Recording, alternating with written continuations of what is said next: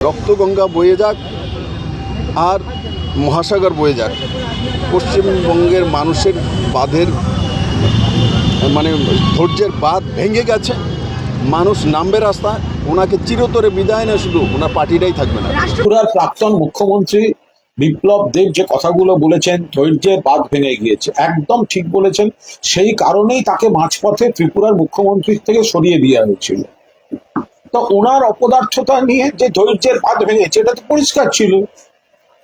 যে ব্যক্তি নিজের মুখ্যমন্ত্রিত্ব, তার পার্টি তাকে পুরো রাখে না, ডক্টর মানিক সাহা তাকে দায়িত্ব দিয়েছে। মাঝপথে যে বিপ্লব দেবকে সরিয়ে দিয়েছে, তিনি এসছেন বাংলায় জ্ঞান দিতে। নিজের মুখ্যমন্ত্রী, কত খারাপ মুখ্যমন্ত্রী হলে মুখ্যমন্ত্রীকে একটা দল মাঝপথে সরিয়ে দেয়, একটা টার্ম কমপ্লিট করতে দেয়নি। তো সেই ব্যক্তি এখানে এসে হিংসার কথাবার্তা, এগুলো তো উনি করেছেন ওখানে ত্রিপুরায়। উনি ত্রিপুরায় বিরোধীদের উপর দমন পীড়ন, হিংসা, গোলমাল, উস্কানিমূলক মনোভাব, এগুলো তো দেখিয়ে এসছেন বিপ্লব বাবু। তো তাকে তিনি আগে প্রথম বলুন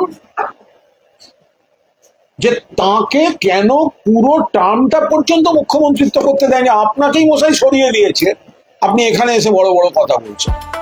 ফলো করুন সংবাদ প্রতিদিন ডিজিটাল।